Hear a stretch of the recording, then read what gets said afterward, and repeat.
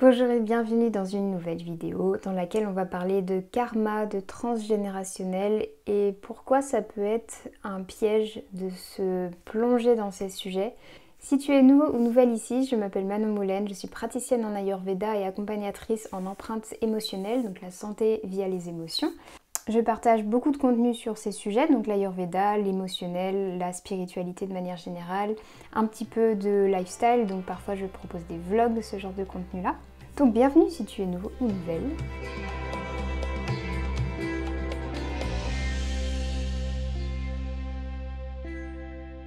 Et je tiens à dire en disclaimer de cette vidéo, tu as tous les droits de ne pas être d'accord avec ce que je partage, et auquel cas je serais très intéressée par le fait de lire ton point de vue sur la question, tant qu'il est exprimé de manière bienveillante et constructive. Donc si tu veux expliquer ton point de vue, tu es très le ou la bienvenue de le faire en commentaire, et je le lirai et j'interagirai avec. Donc voilà, je te partage un point de vue et tu es libre d'être d'accord ou non, et d'exprimer ce désaccord ou non de manière bienveillante en commentaire. Et aujourd'hui, on va parler d'un sujet qui va potentiellement être un peu controversé, puisque j'ai une vision de ces sujets qui n'est pas forcément en alignement avec ce qui est communiqué le plus, notamment dans mes domaines d'activité. Je travaille beaucoup, comme je te le disais, avec ce que j'appelle les empreintes émotionnelles, donc comment les traumatismes liés au passé peuvent nous impacter dans notre présent et notre futur, que ce soit au niveau physique, au niveau de nos choix de vie, au niveau de nos relations, au niveau de notre relation à l'argent notamment, notre relation à la vie, au monde, etc. Et je rencontre beaucoup de personnes qui me disent « oui, je vis tout ça et je pense que c'est transgénérationnel ou que c'est lié à mes vies passées ». Et je veux te parler de ce sujet parce que c'est un sujet dont j'ai été aussi sensible même au niveau personnel. J'ai fait notamment une constellation familiale il y a 1 an à peu près, c'était au Mexique, je vais t'en parler dans un vlog que je te remettrai peut-être quelque part, où je suis ressortie de cette constellation d'une manière un peu perplexe, je dois le dire. Ça m'a mis sur un chemin qui est intéressant dans le sens où j'ai gagné en conscience sur certaines choses en moi. Mais je me suis retrouvée donc avec quelqu'un qui me disait, voilà, c'est quelque chose qui s'est passé il y a des dizaines, voire centaines d'années, qui impacte ta vie aujourd'hui. Et rien d'autre finalement. On m'a juste dit prends le temps de laisser voir comment ça s'installe, comment ça va changer dans ta vie, etc. Et je me suis retrouvée donc très impuissante, je dois le dire, suite à ça, puisque je n'avais aucune indication de comment, dans ma propre vie, ça impactait en fait les choses. Donc les constellations familiales, pour expliquer rapidement, tu viens avec une problématique, qu'elle soit santé, qu'elle soit en lien à l'abondance, en lien aux relations, en lien à la famille, peu importe. Et le but, c'est de comprendre, gagner en clarté sur qu'est-ce qui a causé ce trouble grâce aux constellations donc, de famille. Donc ça se joue sur plusieurs générations. Et aussi potentiellement le régler. Donc entre guillemets, trouver plus d'alignement et trouver une forme de guérison via les constellations. Et j'ai eu la chance de revivre d'autres constellations familiales d'une manière un peu différente avec un autre praticien, donc ça m'a permis d'avoir plusieurs points de vue sur cette pratique que j'apprécie énormément, je tiens à le dire au passage. Mais la première expérience que j'avais eue était à mon avis pas celle qui était la meilleure pour moi, puisque comme je te disais, je suis sortie de là perdue, très perplexe, avec encore plus de questions que je n'en avais en arrivant là-bas. Mais certes, un éclairage, en tout cas une idée de vers quoi je devais me diriger. Et on parle beaucoup d'astrologie karmique, de maladies karmiques, de lecture des vies antérieures pour comprendre notre vie actuelle, etc. Et je dois dire que j'ai jamais été très attirée par ça. J'ai jamais trop compris pourquoi on s'y intéressait autant. Je dis pas que le principe de la réincarnation, du karma en lui-même et des vies passées n'est pas une réalité ou n'est pas intéressant. Ça l'est et c'est pour moi en tout cas une réalité. Mais la manière dont on l'utilise et dont on le comprend ne nous permet pas d'en faire quelque chose de très utile. Dans le sens où je me retrouve avec des personnes en consultation qui essayent d'expliquer des troubles qu'elles rencontrent ou des difficultés via leur vie passée ou via le transgénérationnel. Et le problème, c'est que moi je me retrouve face à cette personne, je me rappelle d'une notamment qui en fait toutes les 5 minutes me disait non mais ça c'est le transgénérationnel, hein, c'est ça. Hein. Ok, mais du coup on fait quoi? On reste dedans, on reste dans le problème, c'est transgénérationnel, ok. Et la personne était dans un état, alors elle avait mis un mot sur ce qu'elle vivait, donc ça l'a soulagée sur le temps, sur un temps en fait, et c'est souvent ce que les gens viennent chercher en fait dans ce genre de thérapie, ce genre d'exploration, c'est mettre des mots sur quelque chose qu'elles ne comprennent pas, ou mettre un sens, un symbolisme sur quelque chose qui n'avait aucun sens pour elle jusqu'à présent. Et c'est un biais constant de l'humain, on est tous coupables de ça, on cherche tous à donner un sens à ce qu'on vit. Donc je ne critique pas les personnes qui le font puisque je l'ai moi-même fait et ça m'arrive encore de chercher à l'extérieur toutes des raisons qui sont déjà en moi. Donc, par exemple, pour parler du transgénérationnel, je travaille comme je te disais avec les empreintes émotionnelles, donc les traumas liés à l'enfance énormément. Et quand on me dit c'est transgénérationnel, j'ai envie de dire oui, ça l'est forcément. Puisque tu as été élevé et tu as grandi dans un contexte très particulier qui est, tu ne vas forcément hériter entre guillemets de choses, de bagages on va dire. Que ce soit au niveau physique dans la génétique de ton ADN ou au niveau comportemental. Et on se perd un petit peu dans le transgénérationnel parce que on remet la responsabilité d'un trouble à l'extérieur de nous. Et moi je vois ça un petit peu comme un jeu de ballon. J'ai eu cette image qui m'est venue hier, je me suis dit peut-être ça pourrait parler, on verra. Donc tu imagines que les différentes générations, c'est différentes personnes qui vont se passer un ballon. Donc le jeu c'est on se passe le ballon. Si quelqu'un n'a pas envie de transformer le ballon, ça peut être un ballon enflammé par exemple, on va prendre ça pour prendre quelque chose de désagréable ou un problème entre guillemets. Une maladie par exemple, ou l'alcoolisme, ou la violence dans les familles, ce genre de choses. Donc tu imagines que c'est un ballon avec des pics par exemple. Voilà. Et donc il transmet à la génération d'après, qui le prend. Qu'il transmet à la génération d'après, qu'il le prend. Et le jeu c'est tu prends le ballon quoi qu'il arrive. Donc toi tu as un ballon qui t'est présenté, tu le prends. Tu n'as pas le choix, c'est le jeu. Et ce qui est embêtant c'est qu'on se dit... Oui, mais en fait, le ballon, c'est pas de ma faute. Je ne peux rien y faire puisque ça vient de la personne là-bas qui a donné le ballon. Oui, mais elle a reçu le ballon avant elle-même, qui a reçu le ballon avant elle-même. Et ce qui compte, c'est à qui la faute et qui a commencé, dans un sens. C'est qu'est-ce que toi, tu vas faire du ballon? Pourquoi tu l'as pris? Pourquoi tu acceptes qu'il reste comme ça plutôt que de lui enlever les épines, par exemple?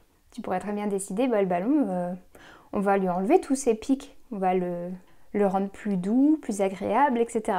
Mais ce qui me gêne dans le discours sur le transgénérationnel, voilà, comme ça, que j'entends parfois, c'est qui la faute en fait? C'est qui a créé ce ballon avec plein de pics? Mais c'est pas la question. La question c'est, pour revenir aux vies passées, tu as décidé de te réincarner dans cette vie. Alors, je ne sais pas si tu crois à ça ou quoi, mais il y a une notion de libre arbitre et de choix quand tu te réincarnes, qui est que tu vas choisir ta famille, tu vas choisir ton contexte, tu vas choisir ton lieu de naissance, etc., etc. Donc si on part de ce principe-là, tu as choisi de venir dans une famille qui avait un ballon à pic. Donc le but, c'est pas de se dire « Oh, mais il y a un ballon à pic. Mais qui a fait ça? Mais c'est lui qui a fait ça. Ça, c'est lui, je suis sûre. Non, mais c'est sûr, c'est cette arrière-grand-mère là-bas. Oui, ok. Mais en fait, on lui a aussi donné un ballon. Et la personne avant, on lui avait aussi donné un ballon. Et la question, c'est pas qui est la faute, c'est qu'est-ce que toi tu veux en faire. Donc, je vais essayer de te donner un exemple. Par exemple, on dit que l'alcoolisme, ça peut se retrouver dans la génétique. Dire la génétique, c'est pareil que dire c'est du transgénérationnel. En gros, c'est pas de ma faute, j'ai hérité d'un gène qui m'a rendu malade ou qui m'a rendu alcoolique. On pourrait se dire ça, on pourrait se dire je suis alcoolique parce que c'est dans mes gènes.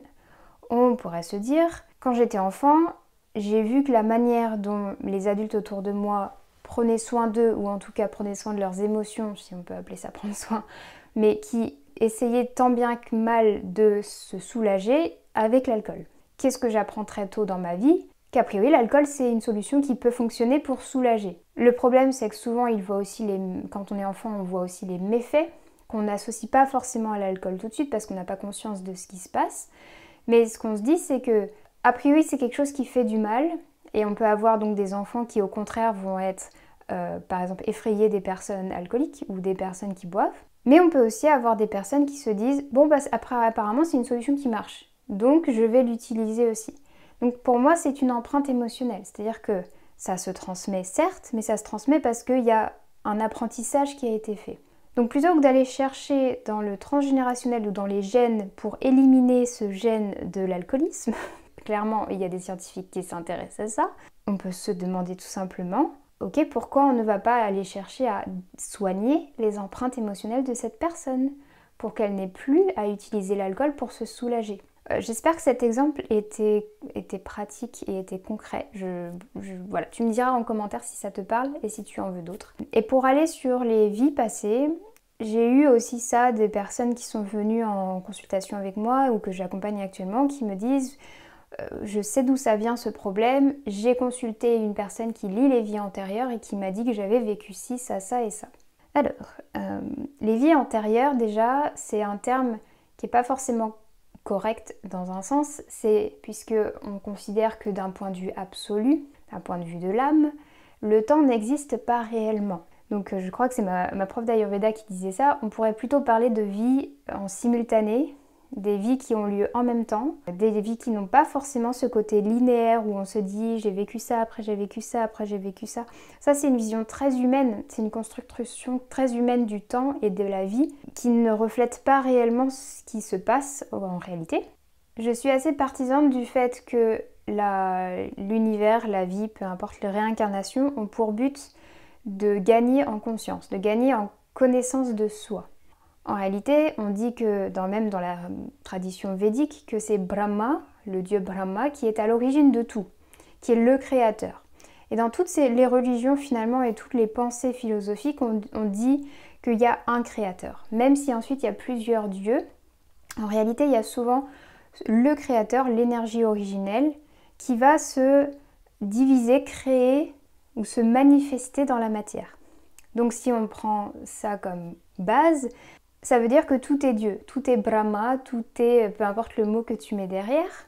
Donc si on considère que tout est Dieu, ça veut dire qu'à chaque fois que tu te réincarnes, tu es Dieu et tu vas rencontrer Dieu. Enfin, en tout cas, si tu vas essayer de comprendre un peu plus qui tu es.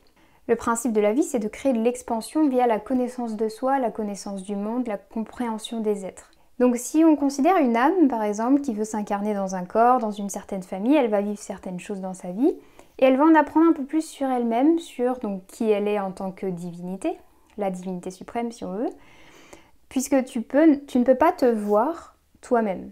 Là, je me vois grâce à un retour d'écran qui est au-dessus de ma caméra, je me vois grâce à un miroir, mais je ne peux pas me voir, me percevoir, en tout cas au niveau de mon visage, je ne peux pas me percevoir toute seule. J'ai besoin de quelqu'un pour me le refléter. Donc notre monde, il est là pour ça, pour nous refléter des choses. Là, cette vidéo, ça va un peu loin dans le sens où je te parle de la loi du miroir, entre guillemets. Je te ferai une vidéo sur le sujet dédiée si ça t'intéresse, nous on appelle la loi d'attraction, mais c'est la loi du miroir, c'est la même chose. Donc pour revenir à mon histoire de réincarnation, tu imagines que, par exemple, il y a cette idée que si je suis victime dans ma vie actuelle, c'est que j'ai été bourreau dans la vie d'avant. Et donc que je suis punie par le karma pour avoir fait de mauvais actes dans la vie d'avant. Et ça, c'est une vision très manichéenne et très humaine de comment la divinité se comporte. Si on revient à ce principe de la divinité, elle cherche juste à se connaître, ça veut dire que tu as expérimenté certaines choses dans une vie, la divinité se dit « Ah, tiens, j'ai exploré ce point de vue, on va explorer un autre point de vue. » Donc tu as été le bourreau, tu vas être la victime. C'est très simplifié ce que j'exprime ici, mais c'est pour essayer d'être compréhensible, on va dire. Donc forcément que si tu as vécu certaines choses dans une vie passée que tu n'as pas compris ou qui n'ont pas eu un aboutissement, qui n'ont pas été digérées, je t'en parle beaucoup de cette notion-là dans les empreintes émotionnelles, c'est des toxines qui n'ont pas été digérées si on veut, tu vas retourner dans une situation qui va t'en apprendre un peu plus pour aller encore plus loin sur la conscience de toi. Mais je te parle de tout ça parce que dans le fond, avec ta vie actuelle, tu as déjà toutes les informations qu'il faut pour te rééquilibrer, pour te soigner, pour gagner en conscience de toi. Tu n'as pas besoin d'aller explorer tes vies antérieures ou tes vies parallèles ou tes vies futures, etc. Puisqu'elles ne sont que... Ta vie actuelle est une conséquence de ces autres vies de toute façon. Donc je ne sais pas si tu connais cette notion de fractal, Mais tu as peut-être vu un chou brocoli, un chou romanesco. Tu as ces spirales dans le chou romanesco et dans chaque spirale, tu as une spirale. Et dans chaque spirale, tu as une spirale. Et nous, ce qu'on essaye de faire, c'est de se dire, oui, mais c'est quoi la plus petite unité de ça? Mais c'est quoi ce qu'il y a dans la spirale? Bien, il y a une autre spirale. Et dans cette spirale, qu'est-ce qu'il y a? Mais il y a une autre spirale. Et c'est ça la fractale, c'est qu'on est un reflet du tout. Donc moi, à mon échelle, et toi qui regardes cette vidéo, tu es un exemplaire du tout. Donc tu as tout en toi. Tu n'as pas forcément conscience parce qu'on a tous des parts d'ombre, il y a des parts de nous qu'on ne connaît pas et c'est aussi pour ça que je me concentre sur ça dans mon travail. Mais tu as tout en toi. Donc pour reprendre les mots d'une de mes professeurs que j'aimais bien, le fait d'analyser ses vies antérieures, c'est analyser toutes les vies antérieures de tout le monde, puisqu'on est tous le divin. Et quand on meurt, on revient au divin, on revient à l'unité. Donc pour moi, ça n'a pas de sens, ou en tout cas ça n'apporte rien d'aller étudier les vies antérieures pour te soigner dans ta vie présente. Je ne dénigre pas les personnes qui font ce métier, elles le font sûrement très bien et elles ont peut-être de très bons résultats, mais ce n'est pas nécessaire pour guérir tes blessures actuelles et gagner en conscience sur toi d'aller explorer ces vies antérieures. Tu auras toujours une réponse dans ta vie actuelle. Le problème, c'est que on utilise les vies antérieures ou le transgénérationnel comme une fuite, comme un moyen d'éviter de penser au fait qu'on a vécu certaines choses dans notre vie actuelle. Donc c'est plus facile pour une personne de se dire « Oui, j'ai été brûlée, j'étais une sorcière brûlée par des hommes dans cette vie passée. C'est pour ça qu'aujourd'hui j'ai cette colère en moi qui brûle, etc. » Je dis ça parce que c'est un sujet qui revient beaucoup, les sorcières, ces derniers temps. Oui, mais tu as aussi sûrement été le brûleur, tu as sûrement été celui qui est dans la foule pour regarder. Enfin, ce qui compte, c'est dans ta vie actuelle, qu'est-ce qui a causé cette colère et pourquoi elle a besoin de s'exprimer. Et la plupart du temps, on ne veut pas aller voir ça, parce que sinon, on ne l'aurait pas mis dans notre inconscient, dans le tamas, en Ayurveda comme on l'appelle. Donc toutes ces choses qu'on a refoulées en nous, on ne veut pas aller les voir parce que c'est pas très agréable et pas très confortable. Donc c'est beaucoup plus agréable de se dire « Oh bah non, c'est une vie passée, c'est ça qui s'est passé et c'est à cause de ça que je vis ces troubles ou ces challenges aujourd'hui. » Mais au final, pour moi, ça te retire tout ton pouvoir et ta capacité de guérison, puisque tu as tout ce qu'il faut dans cette vie pour comprendre ce qui t'est arrivé. Tu as tout ce qu'il faut dans ton histoire pour te guérir et pour gagner en conscience. Donc, si tu as envie d'explorer les vies antérieures ou d'explorer ces sujets, tu peux le faire, mais c'est pas nécessaire pour guérir tes empreintes émotionnelles, pour te guérir sur la santé. Je sais que je vais à l'encontre peut-être de ce que vont penser certains astrologues notamment, et particulièrement au niveau védique, puisque l'astrologie védique parle beaucoup du karma, parle beaucoup des empreintes karmiques. Et je ne néglige pas les empreintes karmiques, pour moi c'est une chose, le karma ça signifie action, donc c'est le principe même de tu as une action, il y a une réaction. Je jette une balle, elle va voler dans les airs et elle va finir par atterrir. C'est une loi très A plus B finalement, c'est je fais ci, j'obtiens ça. Il n'y a pas de notion de punition, il n'y a pas de notion de je suis coupable d'avoir fait ci, donc je dois me repentir dans cette vie. Et surtout, tu as déjà bien assez à faire à comprendre ta propre vie actuelle et à travailler avec tout ce que tu as comme bagage dans cette vie-là pour aller te rajouter encore plus de travail avec ces vies antérieures ou ces vies parallèles, peu importe comment tu les conçois. Donc selon moi, c'est souvent une fuite et une manière de trouver un symbolisme, un sens à ce qu'on vit le plus rapidement possible sans vraiment faire le travail d'aller plonger en soi et d'aller observer dans l'obscurité de tamas ce qui peut s'y trouver. Et je voulais finir avec ce sujet, la maladie de l'âme. Ça, je l'ai beaucoup lu dans le développement personnel, dans la spiritualité New Age, entre guillemets, où on dit c'est une maladie de l'âme. Et je pense que c'est un problème de langage, un problème d'étymologie, où dans beaucoup de textes anciens, j'ai vu ce mot âme être utilisé à la place de ce que nous on appelle manas en fait en Ayurveda, qui est l'esprit. L'esprit dans le sens celui qui pense et celui qui ressent les émotions. Or en Ayurveda, on considère que ce sont deux choses séparées, l'âme et le manas.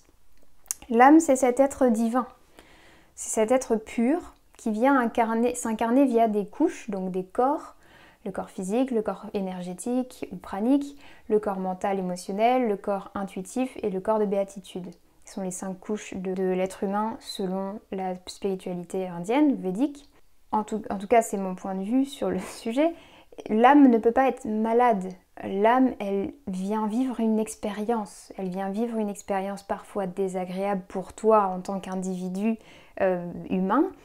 Mais elle vient vivre une expérience. Donc, quand toi tu es malade sur une couche, donc c'est une de ces 5 couches qui va être malade, bon, la couche de béatitude c'est moins le cas, souvent c'est les 3 premières couches, c'est le corps physique, le corps énergétique ou le corps émotionnel la plupart du temps qui ont des troubles, ce que nous on appelle des troubles, mais l'âme elle vient habiter ces couches. C'est pas l'âme qui est malade, c'est les couches qui sont malades, c'est tes corps qui vont être malades. Et je dis ça parce qu'encore une fois, ça peut être une tendance à dire oui, c'est l'âme qui est malade. Mais qu'est-ce que tu en fais de cette information? Comment on guérit l'âme? Comment on soigne l'âme? Alors que les couches, on sait les soigner. On sait les explorer, on sait les purifier. Donc tu as tout ce qu'il faut dans ton corps physique d'humain, tu as tout ce qu'il faut dans ton corps énergétique et mental, dans ton corps intuitif. Tu as tout ce qu'il faut dans ton histoire, dans ton enfance, dans ton monde intérieur pour comprendre qui tu es et pour te soigner, pour obtenir tout ce que tu veux dans la vie. Voilà, je crois que je vais m'arrêter là pour ce sujet. En conclusion, ne donne pas ta capacité d'agir sur ta santé ou sur ta vie à une notion aussi abstraite que les vies parallèles ou les vies antérieures ou les vies futures, etc. On a tous vécu des millions de vies déjà, on a tous vécu beaucoup de choses auparavant et on n'a pas besoin de les explorer, on n'a pas besoin de s'en souvenir pour se soigner dans notre vie présente. Je suis ouverte à ce que tu en penses, que tu perçois de cette notion de réincarnation, de vie passée. Est-ce que tu as déjà vécu l'expérience de consulter quelqu'un qui t'a lu des vies antérieures et qui t'a dit ce que tu avais vécu, etc. Personnellement oui, notamment via l'astrologie et les constellations familiales, et ça m'a pas particulièrement aidée. Ça m'a aidée à mettre de la lumière sur ce qu'il y avait en moi. Par exemple, il y avait telle émotion ou il y avait tel sujet qui était un problème dont j'avais pas forcément conscience, mais ça m'a pas apporté de clé. Ça m'a pas aidé, ça m'a pas donné des outils pour savoir ensuite qu'est-ce qu'on en fait pour se soigner, pour se sentir mieux, pour avoir ce qu'on veut vraiment, etc., etc. Donc si jamais tu as envie de reprendre le pouvoir, finalement reprendre ta propre capacité sur ta guérison et sur ton chemin de vie, je t'invite vraiment à te questionner sur ta vie actuelle et d'oser aller explorer ces parts d'ombre en toi. C'est ce que je propose en consultation individuelle, c'est ce que je propose dans les ateliers. Il y en a qui arrivent bientôt d'ailleurs sur le chemin de vie. Et on va voir justement comment ces blessures émotionnelles peuvent nous impacter sur notre chemin de vie. Donc si c'est un sujet qui t'intéresse, je te mets toutes les informations en barre de description. J'espère que cette vidéo t'aura éclairé, t'aura apporté une perspective un peu différente de ce que tu entends peut-être d'habitude. Je suis encore une fois ouverte à la conversation et j'ai hâte d'échanger avec toi sur ce sujet. Ça faisait longtemps que je voulais te parler de ça, très longtemps. Et je tourne enfin cette vidéo. Si tu as aimé cette vidéo, pense à me le faire savoir avec un pouce en l'air. Ça permet de faire comprendre à YouTube que cette vidéo a plu et qu'il la propose à plus de monde. N'hésite pas à me rejoindre sur Instagram, sur lesquels je suis présente presque quotidiennement, donc il y a beaucoup plus de partage là-bas et de manière peut-être un petit peu plus spontanée, avec des aspects de ma vie un petit peu plus personnels notamment. Tu peux aussi me retrouver dans ma newsletter tous les jeudis où je vais un petit peu plus en profondeur sur les sujets et je te parle aussi de manière personnelle de ce que je vis au quotidien. Je te souhaite de prendre bien soin de toi, passe une très belle journée, une très belle soirée ou une très belle nuit et on se dit à très bientôt dans une prochaine vidéo.